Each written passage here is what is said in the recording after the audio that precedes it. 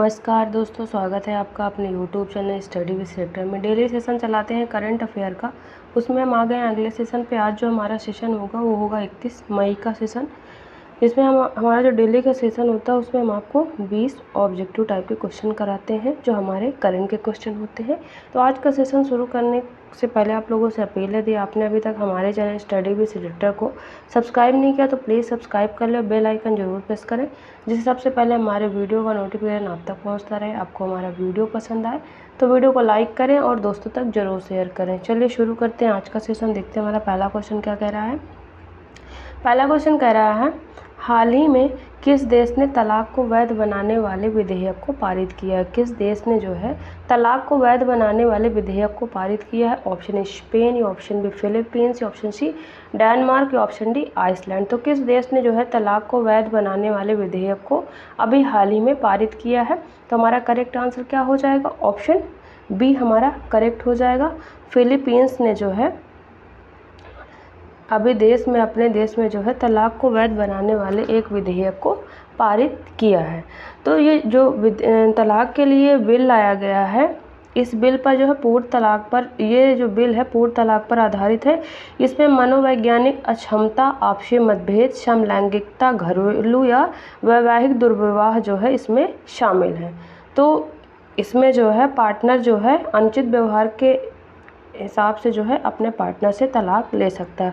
और ये विधेयक वहाँ पर पारित किया गया है। कहाँ पर, फिलीपींस में। इसके पहले बात कर ले 2018 में जो है, इससे पहले जो है वहाँ फिलीपींस में इसी तरह का कानून पारित हुआ था, लेकिन वहाँ पर भारी विरोध के बाद जो है इस बिल को मंजूरी नहीं मिल पाई थी और ये बिल जो है वापस हो गया था।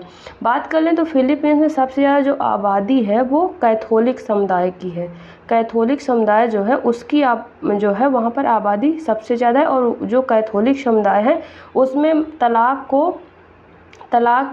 की मतलब कोई स्थान ही नहीं है तलाक का वहाँ पर, कि तलाक आप ले ही नहीं सकते हैं। उस समुदाय में जो है उन लोग का मानना है कि तलाक जो है वो ले ही नहीं सकते हैं। तो इसी वजह से वहाँ पर इसका विरोध काफ़ी ज़्यादा होता है और उन्होंने अभी फिर से ये विधेयक पारित कर दिया है फिलीपींस ने।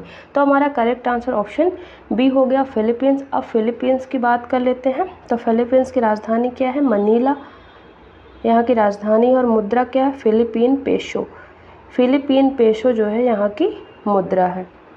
आगे बात कर लेते हैं, आइसलैंड की बात कर लें तो राजधानी क्या है, रेक्याविक।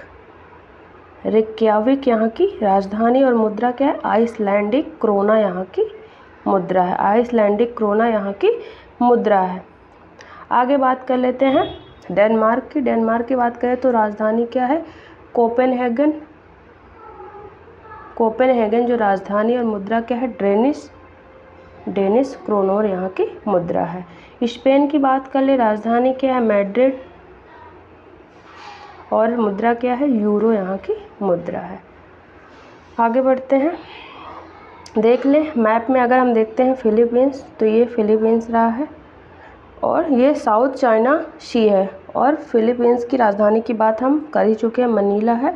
और आप मैप में देख सकते हैं ये फिलीपींस यहाँ पे है, ये यहाँ पे मलेशिया है और साउथ चाइना सी भी यहाँ पे है। तो करेक्ट आंसर हमारा फिलीपींस हो गया। अगला क्वेश्चन कह रहा है, हाल ही में किस देश ने तालिबान को आतंकवादी सूची से हटाने की घोषणा की है। किस देश ने तालिबान को आतंकवादी सूची से हटाने की घोषणा की है। ऑप्शन उत्तर कोरिया, ऑप्शन बी चीन, ऑप्शन सी रूस, ऑप्शन डी क्या हो गया, ईरान। तो किस मतलब देश ने तालिबान को आतंकवादी सूची से हटाने की घोषणा की है। तो हमारा करेक्ट आंसर क्या हो जाएगा, ऑप्शन सी हमारा करेक्ट हो जाएगा। रूस ने जो है अभी हाल ही में तालिबान को आतंकवादी सूची से हटाने की जो है घोषणा की है। तो हमारा करेक्ट आंसर क्या हो जाएगा, ऑप्शन सी हो जाएगा। बात कर लें तो जो तालिबान ने जो है अगस्त 2021 में काबुल पर हमला करके वहाँ पर जो लोकतांत्रिक रूप से चुनी हुई सरकार थी उसको हटा करके वहाँ पर देश की जो सत्ता थी उसको अपने हाथों में ले लिया है। उस सरकार को जो है किसी देश ने अभी एक देश के रूप में जो है मान्यता नहीं दी थी। तो पश्चिमी देश जो है उनका कहना है कि तालिबान की सरकार जो है उसने मानव अधिकारों, खासतौर पर महिलाओं के अधिकारों पर जो है कड़ी पाबंदियां लगाई, और जब तक वे हटाई नहीं जाती तब तक वो सरकार को मान्यता नहीं दी जा सकती। ये पश्चिमी देशों का कहना है। लेकिन बात कर लें तो अफ़गानिस्तान के जो पड़ोसी देश हैं उनका जो नज़रिया है वो थोड़ा, जिसमें जैसे चीन, रूस, पाकिस्तान और ईरान के अलावा भारत ने भी तालिबान सरकार से संपर्क जो है अपना बढ़ाया है। और अभी हाल ही में तालिबान को आतंकवादी सूची से हटाया है किसने? रूस ने। और वहाँ पर जो है चीन, रूस, पाकिस्तान और ईरान में तो जो है अफ़गानिस्तान के रूस भी जो दूतावास हैं वो भी सक्रिय हो गए। कहाँ पर? चीन, रूस, पाकिस्तान और ईरान में अफ़गानिस्तान के जो दूतावास हैं वो भी सक्रिय हो गए, वहाँ पर अपना कामकाज संभाल रहे हैं। तो हमारा करेक्ट आंसर ऑप्शन सी हो गया। रूस की बात कर ले, राजधानी क्या है? मास्को, और मुद्रा क्या है? रूबल। ईरान की राजधानी क्या है? तेहरान, और मुद्रा क्या है? रियाल यहाँ की मुद्रा है। चीन की राजधानी बीजिंग और मुद्रा है रेनमिनबी। उत्तर कोरिया की राजधानी प्योंगयांग और यहाँ की मुद्रा क्या है? वान यहाँ की मुद्रा है। ये देख लेते हैं मैप में कहाँ पे? ये रसिया है और ये है अफ़गानिस्तान। अफ़गानिस्तान की राजधानी क्या है? काबुल। और रूस की राजधानी क्या है? ये मास्को रूस की राजधानी है। और ये अफ़गानिस्तान की राजधानी क्या है? काबुल जो है अफ़गानिस्तान की राजधानी है। अगला क्वेश्चन कह रहा है हाल ही में कौन 77वीं विश्व स्वास्थ्य सभा के अध्यक्ष नियुक्त किए गए हैं? कौन जो है 77वीं विश्व स्वास्थ्य सभा के अध्यक्ष जो है नियुक्त किए गए? Option A Ajay Punia, option B Nilesh Mishra, option C Avnish Awasthi, option D Apurva Chandra. तो कौन नियुक्त किए गए हैं 77वीं विश्व स्वास्थ्य सभा के अध्यक्ष? तो करेक्ट आंसर हमारा क्या हो जाएगा? ऑप्शन डी हो जाएगा, अपूर्व चंद्रा। ये हैं अपूर्व चंद्रा, जिनको अभी हाल ही में 77वीं विश्व स्वास्थ्य सभा के अध्यक्ष के रूप में नियुक्त किया गया। तो करेक्ट आंसर ऑप्शन डी हो गया। अगला क्वेश्चन कह रहा है हाल ही में एशियाई पंजा कुश्ती चैंपियनशिप में भारत ने कितने पदक जीते हैं? किसमें? एशियाई पंजा कुश्ती चैंपियनशिप में भारत ने कुल कितने पदक जीते हैं? Option A 5, option B 7, option C 6, option D 3। तो कितने पदक जीते हैं भारत ने एशियाई पंजा कुश्ती चैंपियनशिप में? तो हमारा करेक्ट आंसर क्या हो जाएगा? ऑप्शन बी हमारा करेक्ट हो जाएगा। भारत ने कुल 7 जो है पदक जीते हैं एशियाई पंजा कुश्ती चैंपियनशिप में। बात कर ले तो जो एशियाई पंजा कुश्ती चैंपियनशिप है उसका आयोजन कहाँ पर किया गया था? तो उसका आयोजन जो है उज्बेकिस्तान की राजधानी ताशकंद में जो है इसका आयोजन किया गया था। और भारत ने इसमें कुल 7 पदक जीते हैं, जिसमें से 1 स्वर्ण और 6 कांस्य पदक है। 1 स्वर्ण पदक है और 6 कांस्य पदक है। स्वर्ण पदक किसने जीता? श्रीमत झा। श्रीमत झा जो है उन्होंने जो है अब बाएं हाथ के पैरा वर्ग में भारत के लिए एकमात्र स्वर्ण पदक जीता है। और उन्होंने दाहिने हाथ के पैरा वर्ग में अपने पदक तालिका में जो है कांस्य पदक भी जीता है दाहिने हाथ के पैरा वर्ग में, और बाएं हाथ के पैरा वर्ग में उन्होंने भारत के लिए 1 स्वर्ण पदक अपने नाम किया है। तो कुल पदक कितने हो गए? 7, 1 स्वर्ण पदक और 6 कांस्य पदक। अगला क्वेश्चन देखते हैं, कह रहा है हाल ही में विजय खंडूजा को किस देश में भारत का अगला उच्चायुक्त नियुक्त किया गया है? किसको? विजय खंडूजा को किस देश में भारत का अगला उच्चायुक्त नियुक्त किया गया? Option Vietnam, option B Cameroon, option C Cambodia, या ऑप्शन डी तिमोर लेस्टे। तो कहाँ पर नियुक्त किया गया है विजय खंडूजा जो है उनको भारत का अगला उच्चायुक्त? तो हमारा करेक्ट आंसर क्या हो जाएगा? ऑप्शन बी हमारा करेक्ट हो जाएगा। कैमरून में जो है भारत का अगला उच्चायुक्त नियुक्त किया गया है। किनको? विजय खंडूजा की। इनकी बात कर लें, विजय खंडूजा जो है वो अभी जिम्बाब्वे में भारत के राजदूत के रूप में वो वहाँ पर कार्य कर रहे हैं, और उनको कैमरून का जो है अगला भारत का उच्चायुक्त नियुक्त किया गया है। तो हमारा करेक्ट आंसर क्या हो जाएगा? ऑप्शन बी हो जाएगा, कैमरून। अब बात कर लेते हैं कैमरून की। तो राजधानी क्या है? याओंडे यहाँ की राजधानी है। और मुद्रा यहाँ क्या है? पश्चिमी अफ्रीकी franc, West African CFA franc जो है यहाँ की मुद्रा है। आगे बात कर लेते हैं कंबोडिया की। तो कंबोडिया की राजधानी क्या है? नाम पेन है यहाँ की राजधानी। कहाँ की? कंबोडिया की राजधानी क्या है? नाम पेन। और यहाँ की मुद्रा क्या है? Cambodian reel. कंबोडियन रियल जो है यहाँ की मुद्रा है। आगे बात कर लेते हैं वियतनाम की। तो वियतनाम की राजधानी क्या है? हनोई। और यहाँ की जो मुद्रा है वियतनाम की, तो वियतनामी डोंग। वियतनामी डोंग यहाँ की मुद्रा है। कहाँ की? वियतनाम की।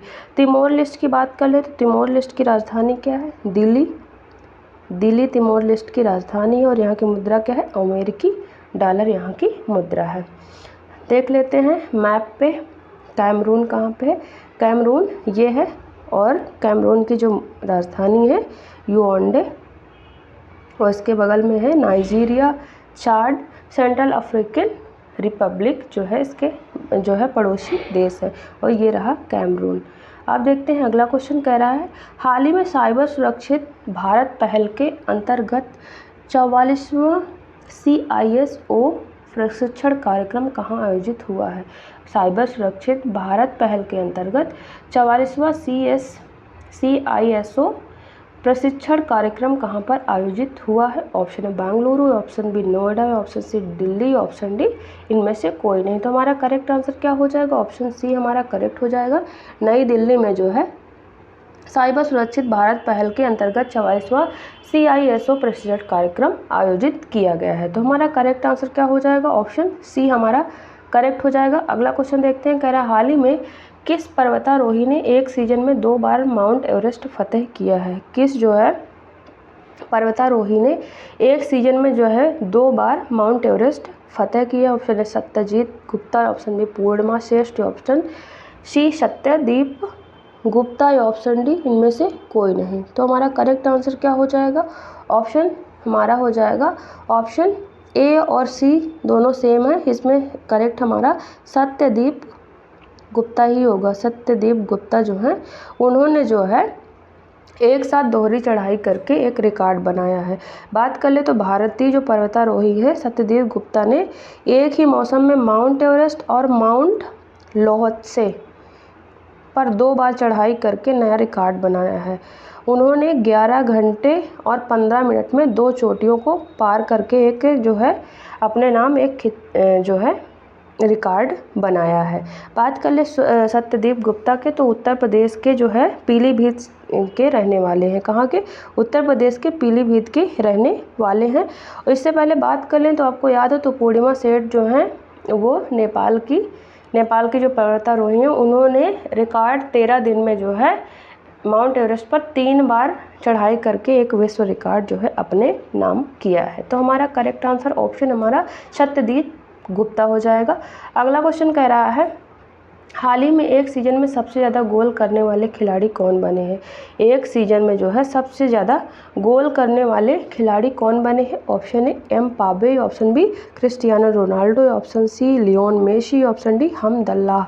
तो कौन जो है एक सीज़न में सबसे ज़्यादा गोल करने वाले खिलाड़ी बन गए हैं? तो हमारा करेक्ट आंसर क्या हो जाएगा?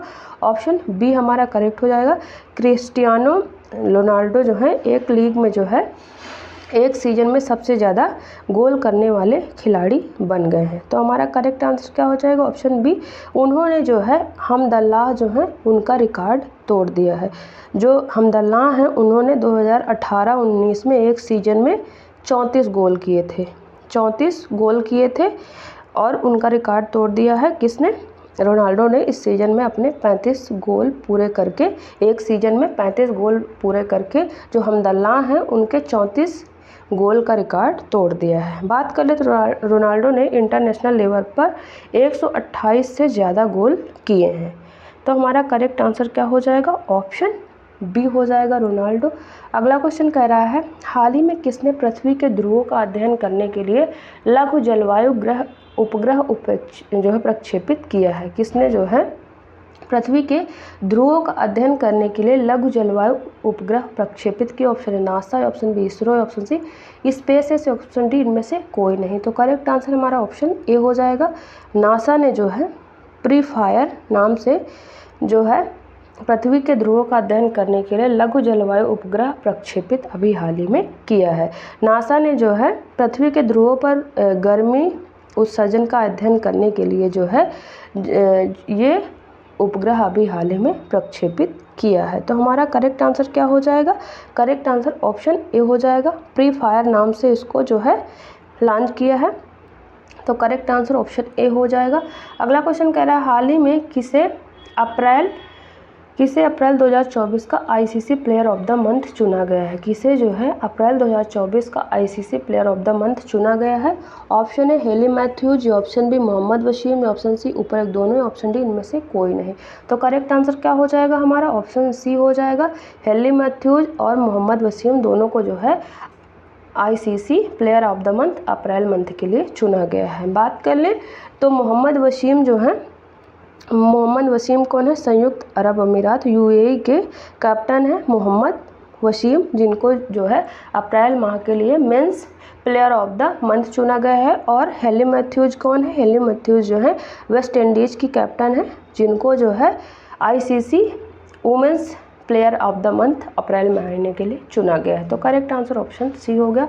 अगला क्वेश्चन कह रहा है गोल्डमैन सैच के अनुसार वित्त वर्ष 2024 में भारत की जीडीपी वृद्धि दर क्या रहेगी। गोल्डमैन सैच की जो रिपोर्ट है उसके अनुसार वित्त वर्ष 2024 में भारत की जीडीपी वृद्धि दर कितनी रहेगी। ऑप्शन ए 8.8%, या ऑप्शन बी 6.7%, या ऑप्शन सी 5.9%, या ऑप्शन डी इनमें से कोई नहीं। तो हमारा करेक्ट आंसर क्या हो जाएगा, ऑप्शन बी हमारा करेक्ट हो जाएगा। 6.7% वृद्धि का अनुमान लगाया है गोल्डमैन सैच की रिपोर्ट के अनुसार भारत की जीडीपी वृद्धि दर 2024 में। तो करेक्ट आंसर हमारा ऑप्शन बी हो गया। अगला क्वेश्चन कह रहा है हाल ही में डीआरडीओ के अध्यक्ष का कार्यकाल 1 वर्ष के लिए बढ़ाया गया है। वर्तमान में अध्यक्ष कौन है, डीआरडीओ के जो अध्यक्ष हैं उनका कार्यकाल 1 साल के लिए एक्सटेंड कर दिया गया है। वर्तमान में डीआरडीओ के अध्यक्ष कौन है। Option A G Satish Reddy, option B doctor Sameer V Kamat, या ऑप्शन सी एस सोमनाथ, या ऑप्शन डी इनमें से कोई नहीं। तो करेक्ट आंसर क्या हो जाएगा हमारा, option B doctor Sameer V Kamat जो है वो वर्तमान में डीआरडीओ के अध्यक्ष हैं, जिनका कार्यकाल 1 वर्ष के लिए अभी एक्सटेंड कर दिया गया है। तो करेक्ट आंसर ऑप्शन बी हो गया हमारा। अगला क्वेश्चन देखते हैं, कह रहा है हाल ही में मोनाको ग्रैंड प्रिक्स 2024 प्रतियोगिता किसने जीती है। कौन सी, मोनाको ग्रैंड प्रिक्स 2024 की जो प्रतियोगिता है उसको किसने जीता है। ऑप्शन ए लेविस हैमिल्टन, या ऑप्शन बी कार्लोस सैंज, या ऑप्शन सी चार्लेस लेक्लर्क, या ऑप्शन डी इनमें से कोई नहीं। तो किसने अभी हाल ही में मोनाको ग्रैंड प्रिक्स 2024 की प्रतियोगिता जीती है। तो हमारा करेक्ट आंसर क्या हो जाएगा, करेक्ट आंसर हमारा ऑप्शन सी हो जाएगा। चार्लेस लेक्लर्क हैं, उन्होंने मोनाको ग्रैंड प्रिक्स की प्रतियोगिता जीती है। उन्होंने जो है प्रतियोगिता में जो है ऑस्ट्रेलिया के ऑस्कर पियास्त्री जो है दूसरे नंबर पर रहे हैं। ऑस्ट्रेलिया के जो प्लेयर हैं ऑस्कर पियास्त्री वो दूसरे नंबर पर रहे हैं, और इन्होंने चार्लेस लेक्लर्क ने अपने नाम भी खिताब कर लिया है। और इसका आयोजन कहाँ पे किया गया था, मोनाको में ही इसका आयोजन किया गया था। तो करेक्ट आंसर हमारा ऑप्शन सी हो जाएगा। अगला क्वेश्चन कह रहा है हाल ही में नाटो समूह के कितने देश रूस और बेलारूस के साथ अपनी सीमाओं पर ड्रोन दीवार रक्षा प्रणाली के निर्माण पर सहमत हुए हैं। नाटो समूह के कितने देश हैं जो रूस और बेलारूस के साथ अपनी सीमाओं पर ड्रोन दीवार रक्षा प्रणाली के निर्माण पर सहमत हुए। Option A 5, option B 4, option C 6, option D 8। तो हमारा करेक्ट आंसर क्या हो जाएगा, ऑप्शन हमारा करेक्ट हो जाएगा सी, 6 देश जो है सहमत हुए हैं। देश कौन कौन से हैं, 6 देश हैं, Latvia, Lithuania, Estonia, Poland, Finland और नॉर्वे। 6 देश हैं, Latvia, Lithuania, Estonia, Poland, Finland और नॉर्वे हैं, जिन्होंने जो है रीगा में आयोजित एक बैठक के दौरान जो है ये 6 देश हैं रूस और बेलारूस के साथ अपनी सीमाओं पर ड्रोन दीवार रक्षा प्रणाली के निर्माण पर सहमत हुए हैं। तो 6 देशों का नाम हमने आपको बता दिया, फिर से बता दें, Latvia, Lithuania, Estonia, Poland, Finland और नॉर्वे। तो करेक्ट आंसर ऑप्शन सी हो गया। अगला क्वेश्चन कह रहा है हाल ही में किस भारतीय को संयुक्त राष्ट्र का सैन्य gender advocate of the year 2023 से सम्मानित किया गया है। किस जो है भारतीय को संयुक्त राष्ट्र का सैन्य gender advocate of the year 2023 से सम्मानित किया गया है। Option A Madhavi Rastogi, option B Ajay Kulkarni, option C Radhika Sen, option D इनमें से कोई नहीं। तो हमारा करेक्ट आंसर क्या हो जाएगा, हमारा करेक्ट आंसर ऑप्शन सी हो जाएगा। राधिका सेन को जो है यह सम्मान दिया गया है राधिका सेन को, जो है संयुक्त राष्ट्र का सेंट gender advocate of the year award 2023 से सम्मानित किया गया है। उनको यह अवार्ड किस लिए दिया गया है? उनको यह अवार्ड जो है कांगो के चुनौतीपूर्ण माहौल को कम करने के लिए और समाज में सकारात्मक बदलाव लाने के लिए दिए गए योगदान के लिए उनको यह पुरस्कार दिया गया है। अब पहली बार ये पुरस्कार किसको दिया गया था? पहली बार ये पुरस्कार दिया गया था मेजर सुमन गवानी को संयुक्त राष्ट्र का सेंट gender advocate of the year award से सम्मानित किया गया था। कब दिया गया था? 2019 में। तो ये पहली भारतीय महिला थी और ये राधिका सेन है वो दूसरी भारतीय महिला बन गई हैं जिनको ये अवार्ड प्रदान किया गया है। अगला क्वेश्चन कह रहा है नॉर्वेस्टर्स का अध्ययन करने वाले भारत का प्रथम शोध केंद्र कहाँ पर प्रारंभ होगा? किसका? नॉर्वेस्टर का जो है अध्ययन करने वाला भारत का प्रथम शोध केंद्र कहाँ पर स्थापित जो है प्रारंभ होगा? ऑप्शन ए मिजोरम, या ऑप्शन बी पश्चिम बंगाल, या ऑप्शन सी उड़ीसा, या ऑप्शन डी त्रिपुरा। तो कहाँ पर जो है नॉर्वेस्टर का अध्ययन करने वाला जो है भारत का प्रथम शोध केंद्र प्रारंभ होगा? तो हमारा करेक्ट आंसर क्या हो जाएगा? करेक्ट आंसर ऑप्शन सी हो जाएगा। उड़ीसा के भद्रक जिले के चांदबाली में जो है इसका जो है प्रथम शोध है केंद्र है उसका प्रारंभ किया जाएगा। कहाँ पर? उड़ीसा के भद्रक जिले के चांदबाली में, जो भुवनेश्वर से लगभग 130 किलोमीटर जो है दूरी पर स्थित है। ये जो सुविधा है पश्चिम बंगाल, उड़ीसा और झारखंड से सटे एक बड़े क्षेत्र को कवर करेगी। तो हमारा करेक्ट आंसर ऑप्शन क्या हो जाएगा? Option C. नॉर्वेस्टर की बात कर ले तो नॉर्वेस्टर जो है काल बैसाखी, जिसे असम में बोर्डोइसिला नाम से भी जाना जाता है, और कुछ जो है लोग इसे अंग्रेजी में नॉर्वेस्टर कहते हैं। ये जो है एक स्थानीय वर्षा और तूफान है या घटना गर्मियों के दौरान जो है बांग्लादेश के साथ साथ भारतीय राज्य जैसे बिहार हो गया, झारखंड, उड़ीसा, त्रिपुरा, असम और पश्चिम बंगाल में होती है। और ये जो तूफान है ये आमतौर पर दोपहर में या सूर्यास्त से ठीक पहले आते हैं। आसमान में घने काले बादल दिखाई देने लगते हैं और फिर मूसलाधार जो है बारिश के साथ साथ तूफानी गति वाली जो है हवाएं भी चलती हैं। तो इससे बचाव के लिए जो है ये एक शोध परीक्षण सुविधा प्रस्तावित की गई है, जिसमें मौसम विज्ञानियों को ड्रोन, मोबाइल वैन और उच्च स्तरीय उपकरणों की तैनाती में मदद मिलेगी, ताकि वो नॉर्वेस्टर या काल बैसाखी पर नज़र रख सकें। जो हर साल जो है ये नॉर्वेस्टर जो है हर साल गर्मियों में भारत के पूर्वी और पूर्वोत्तर क्षेत्रों को अधिक प्रभावित करता है। अब उड़ीसा की बात कर लेते हैं। तो उड़ीसा की राजधानी क्या है? भुवनेश्वर। और स्थापना दिवस 1 अप्रैल 1936 और यहाँ के जो गवर्नर रघुवर दास और यहाँ के सीएम है नवीन पटनायक।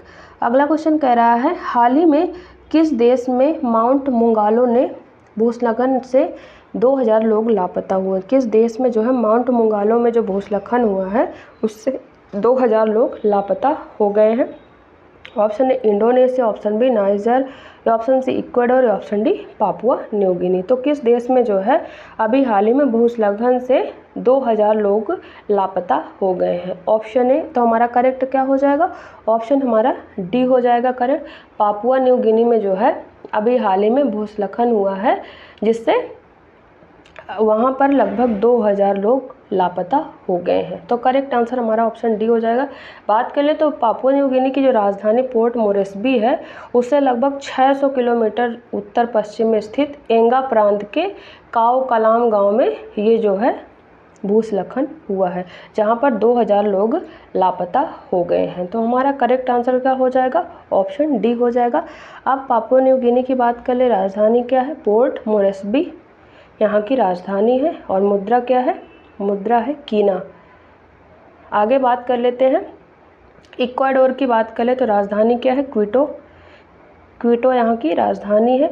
मुद्रा क्या है? अमेरिकी डॉलर यहाँ की मुद्रा है। नाइजर की बात कर ले, नाइजर की राजधानी क्या है? नियामी यहाँ की राजधानी है, और यहाँ की मुद्रा क्या है? पश्चिमी अफ्रीकी CFA फ्रैंक यहाँ की मुद्रा है। इंडोनेशिया की राजधानी क्या है?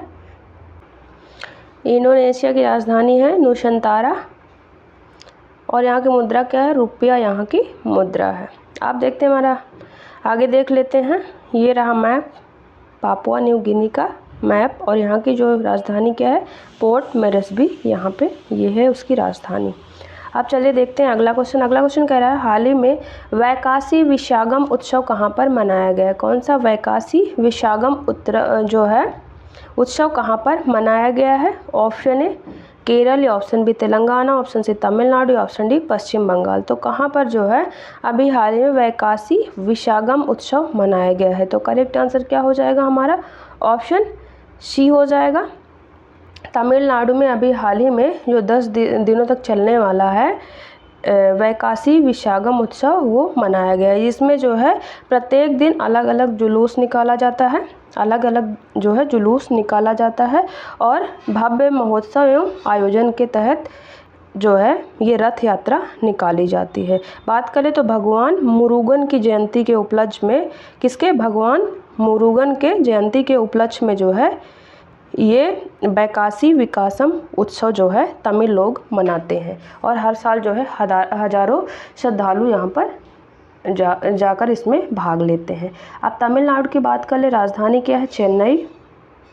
तमिलनाडु की राजधानी चेन्नई।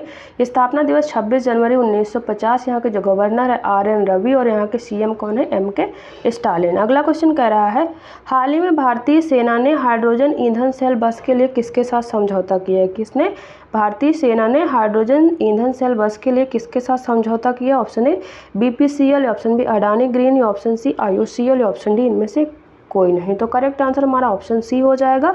IOCL जो है इंडियन ऑयल कॉरपोरेशन लिमिटेड के साथ भारतीय सेना ने हाइड्रोजन ईंधन सेल बस के लिए समझौता जो है किया है। तो करेक्ट आंसर क्या हो जाएगा, ऑप्शन सी। इस कार्यक्रम में भारतीय सेना को जो है हाइड्रोजन फ्यूल सेल से चलने वाली जो है बसें जो है सौंपी गई हैं। इस कार्यक्रम में जो सेना प्रमुख जनरल मनोज पांडे और इंडियन ऑयल के अध्यक्ष श्रीकांत माधव वैद्य जो है मौजूद थे, तो उनको ये बसें सौंपी गई हैं। तो करेक्ट आंसर हमारा ऑप्शन सी हो गया। अगला क्वेश्चन कह रहा है हाल ही में भारत ने किस देश को $1 मिलियन की सहायता भेजी है। भारत ने किस देश को $1 मिलियन की सहायता भेजी। Option A Papua New Guinea, option B फिलिस्तीन, option C Vietnam, option D इनमें से कोई नहीं। तो किसको भेजी है, करेक्ट आंसर ऑप्शन ए हो जाएगा। भारत ने जो है पापुआ न्यू गिनी को जो है $1 मिलियन की सहायता भेजी। अभी याद हो आपको, ऊपर हमने बात की है, तो पापुआ न्यू गिनी में जो है भूस्खलन के कारण 2000 से ज़्यादा लोग जो है जिंदा दफन हो गए हैं। तो उनकी सहायता के लिए जो है भारत सरकार ने पापुआ न्यू गिनी की सहायता के लिए $1 मिलियन की सहायता भेजी है। तो करेक्ट आंसर हमारा ऑप्शन ए हो जाएगा। अब बात कर लेते हैं पापुआ न्यू गिनी की राजधानी क्या है। पोर्ट मोरेस्बी यहाँ की राजधानी है और मुद्रा क्या है, कीना यहाँ की मुद्रा है। फिलिस्तीन की राजधानी की बात कर लेते हैं तो फिलीपींस की राजधानी क्या है, यरूशलेम यहाँ की राजधानी है और यहाँ की जो मुद्रा है फिलिस्तीनी पाउंड जो है यहाँ की मुद्रा है। वियतनाम की बात कर ले, राजधानी क्या है, हनोई और यहाँ की मुद्रा क्या है, वियतनामी डोंग यहाँ की जो है मुद्रा है। इस तरह से जो हमारे 20 ऑब्जेक्टिव टाइप के क्वेश्चन होते हैं वो ख़त्म होते हैं और डिस्क्रिप्शन में हमारे टेलीग्राम चैनल का लिंक दिया है, वहाँ से आप हमारे टेलीग्राम चैनल को ज़रूर ज्वाइन करें। वहाँ पर आपको डेली सेशन की जो हमारी PDF होती है एकदम फ्री में अवेलेबल रहती है, तो आप हमारे टेलीग्राम चैनल को ज़रूर ज्वाइन करें। जाने से पहले आप लोगों से अपील है, यदि आपने अभी तक हमारे चैनल स्टडी विद सेलेक्टर को सब्सक्राइब नहीं किया तो प्लीज़ सब्सक्राइब कर ले, बेल आइकन जरूर प्रेस करें, जिससे सबसे पहले हमारे वीडियो का नोटिफिकेशन आप तक पहुँचता रहे। आपको हमारा वीडियो पसंद आए तो वीडियो को लाइक करें और दोस्तों तक जरूर शेयर करें। चलिए मिलते हैं आपसे नेक्स्ट वीडियो में, तब तक के लिए थैंक यू।